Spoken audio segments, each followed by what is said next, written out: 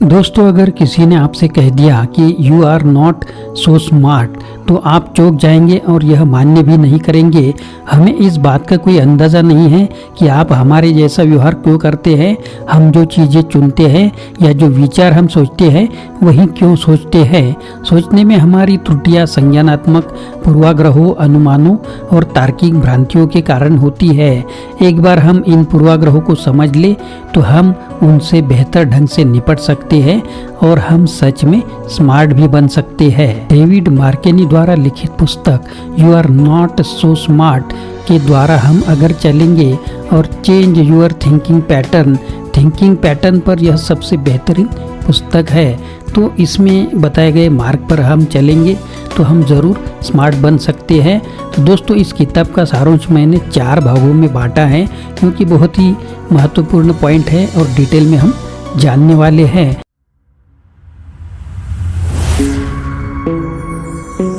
Hello दोस्तों, मेरा नाम आनंद है और बिजनेस आनंद इस चैनल में आप सभी का स्वागत है। तो चलिए शुरुआत करते हैं पार्ट 1 की।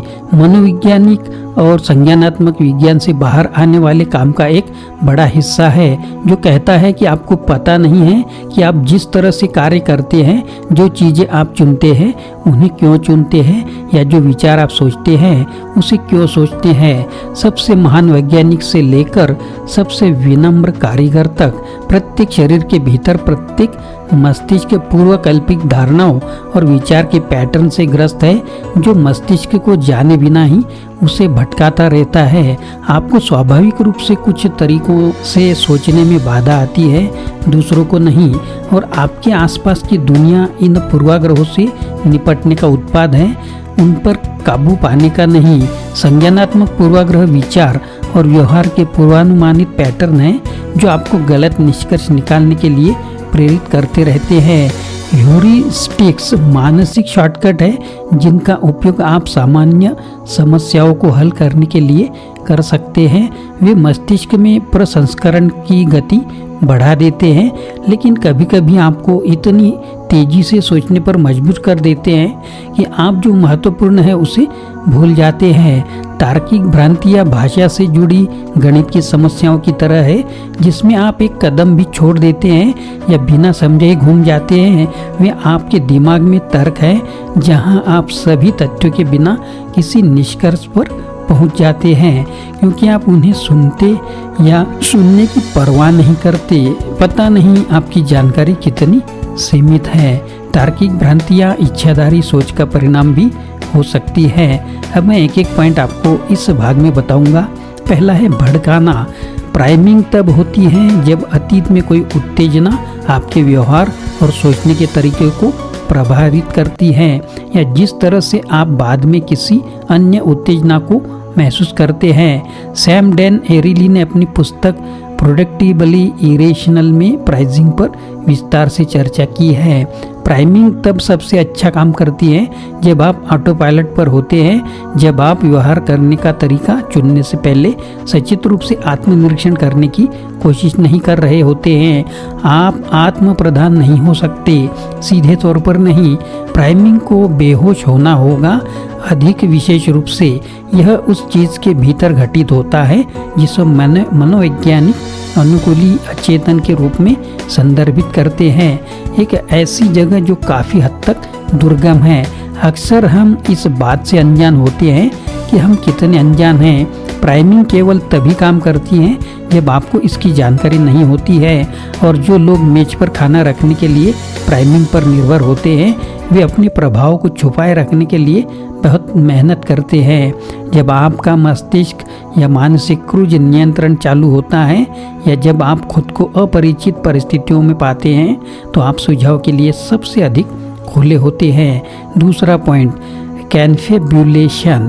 कैनफिब्यूलेशन हमारी प्रेरणाओं को नज़रअंदाज करने और हमारे निर्णयों, भावनाओं और इतिहास को बिना साकार किए समझाने के लिए काल्पनिक कथाएं बनाने की हमारी प्रवृत्ति का वर्णन करता है। तीसरा पॉइंट, पुष्टिकरण पूर्वाग्रह। जब आवृत्ति भ्रम एक निष्क्रिय घटना से सक्रिय खोज की ओर जाता है तभी आप पुष्टिकरण पूर्वाग्रह का अनुभव करना शुरू कर देते हैं। पुष्टिकरण पूर्वाग्रह तब होता है जब आप दुनिया को एक फिल्टर के माध्यम से देखते हैं, चुनिंदा तरीके से सोचते हैं। सीधे शब्दों में कहें तो आप इस बात में सही होना चाहते हैं कि आप दुनिया को कैसे देखते हैं, इसलिए आप ऐसी जानकारी तलाशते हैं जो आपके विश्वासों की पुष्टि करती हो और विरोधाभासी सबूतों और राय से बचे। लोगों को वही बताया जाना पसंद है जो वे पहले से जानते हैं। चौथा पॉइंट, पश्चात दृष्टि पूर्वाग्रह। हम अक्सर उन चीज़ों को याद करते हैं जो हमने अभी अभी सीखी है और मान लेते हैं कि हम उन्हें जानते थे या उन पर विश्वास करते थे।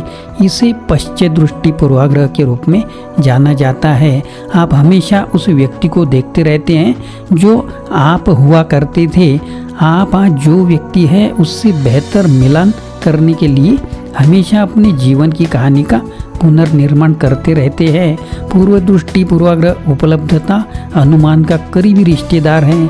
उपलब्धता अनुमान से पता चलता है कि आप अपने पास मौजूद जानकारी के आधार पर निर्णय लेते हैं और विचार करते हैं, जबकि अन्य सभी जानकारी को अनदेखा कर देते हैं। आप हिंडसाइट बायस के साथ भी वही काम करते हैं। विचारों पर विचार करके और विचार आप अभी जानते हैं उसके आधार पर निर्णय लेते हैं, न कि आप पहले जानते थे उसके आधार पर। पांचवा पॉइंट, टेक्सास शार्प शूटर भ्रांति। संयोग के समूह को चुनना सामान्य मानव तर्क की पूर्वानुमानित खराबी है। यदि पश्चात दृष्टि पूर्वाग्रह और पुष्टिकरण पूर्वाग्रह से कोई बच्चा होता तो यह टेक्सास शार्प शूटर भ्रम होता। कहीं भी लोग अर्थ खोज रहे हों, आपको टेक्सास शार्प शूटर की भ्रांति दिखाई देगी। जब आपको अर्थ प्रदान करने, आपको सांत्वना देने, दोष मढ़ने के लिए एक पैटर्न की आवश्यकता होती है तो आप टेक्सास शार्प शूटर भ्रम करते हैं। छठवां पॉइंट, टाल मटोल। टाल मटोल करने का तात्पर्य आवश्यकता के स्थान पर आवश्यकता को चुनने से है, क्योंकि आपके पास उस समय के लिए कोई योजना नहीं है जब आप लुभाए जाने की उम्मीद कर सकते हैं। दो संभावित पुरस्कारों का सामना करते हुए आप उस पुरस्कार को लेने की अधिक संभावना रखते हैं जिसका आप सभी अभी आनंद ले सकते हैं, बजाय उस पुरस्कार के जिसे आप बाद में आनंद लेंगे, भले ही बाद वाला इनाम कहीं अधिक बड़ा हो। यह देखने का सबसे अच्छा तरीका है कि आप विलंब से निपटने में कितने बुरे हैं, यह देखना है कि आप समय सीमा से कैसे निपटते हैं।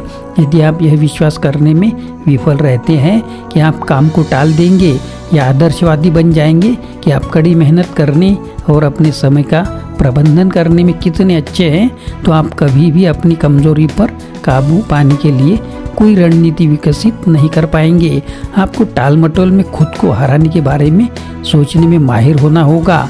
विलंब पर काबू पाने की युक्ति यह स्वीकार करना है कि वर्तमान में आप उन विकल्पों का सामना करने वाले व्यक्ति नहीं होंगे, यह भविष्य में आप होंगे, एक ऐसे व्यक्ति जिस पर भरोसा नहीं किया जा सकता।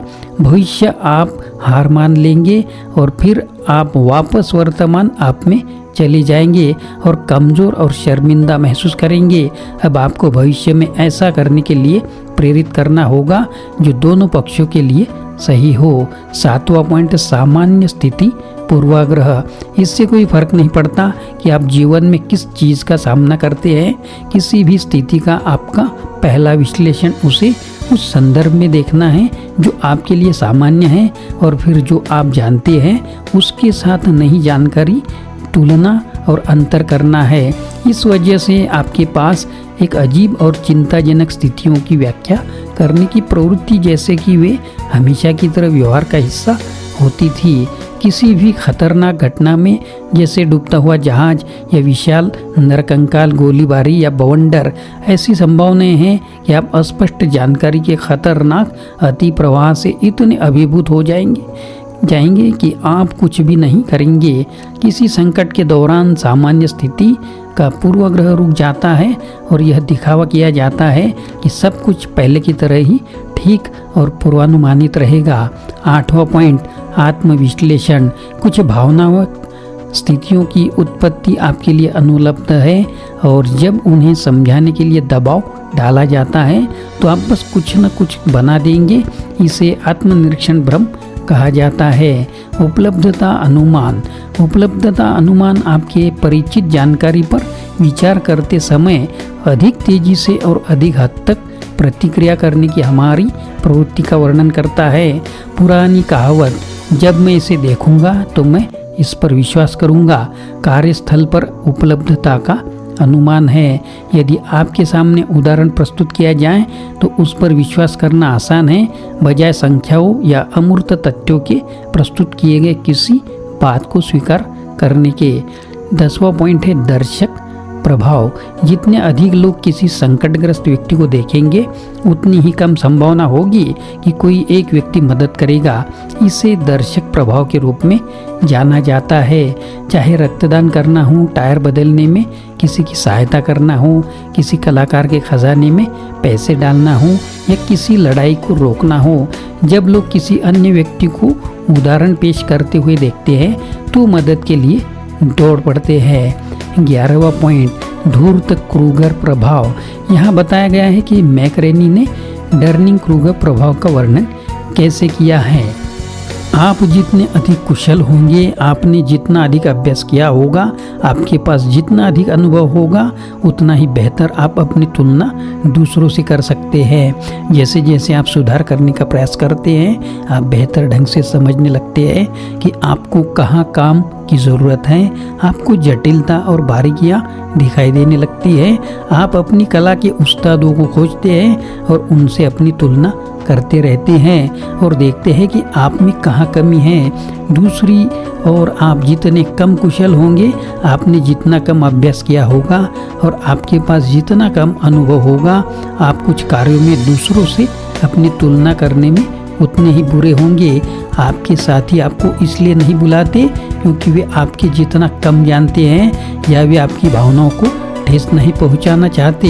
यदि आप किसी चीज़ में महान बनना चाहते हैं तो आपको अभ्यास करना होगा और फिर आपको उन लोगों के काम का नमूना लेना होगा जो इसे अपने पूरे जीवन से कर रहे हैं। 12वां पॉइंट एपोफेनिया। संयोग जीवन का एक नियमित हिस्सा है। यहाँ तक कि चमत्कार भी प्रतीत होते हैं, उन पर लागू कोई भी अर्थ आपके दिमाग से आता है, इसे एपोफेनिया कहा जाते हैं। दोस्तों फिर मिलते हैं पार्ट 2 में अगले पॉइंट, उस वीडियो में जरूर देखिए। आशा करता हूँ दोस्तों यह वीडियो आपको पसंद आया होगा। अगर पसंद आया है तो लाइक करें, शेयर करें, चैनल को सब्सक्राइब करें, अपने दोस्तों को और ग्रुप को भी यह वीडियो फॉरवर्ड करें। फिर से मिलेंगे अगले वीडियो में। आप सभी का वीडियो देखने के लिए बहुत बहुत शुक्रिया।